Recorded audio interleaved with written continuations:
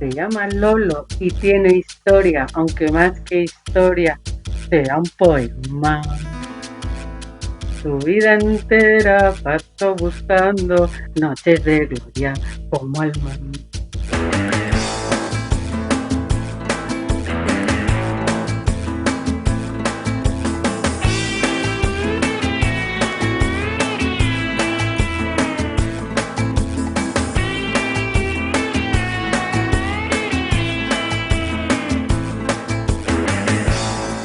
Detrás de su manto de frío amor tenía escondidas tremendas para las batallas del cara a cara que con ventaja muy bien libraba.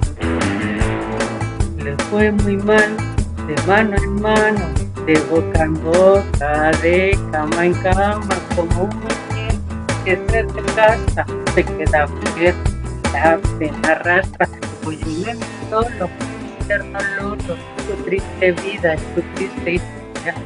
Qué manera de caminar, mira qué soberbia en su que ve mi Lolo, hermoloso, su vida es triste, pero qué manera de caminar, mira qué soberbia en su vida. Mi Lolo, mi tierno Lolo, su triste vida es su triste historia.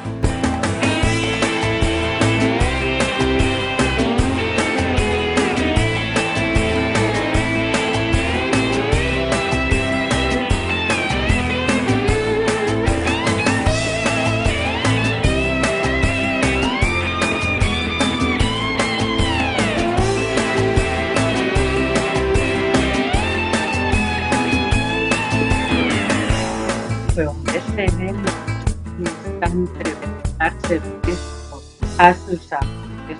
Tiempo santo, tiempo de duda, de nostalgia, de su loco.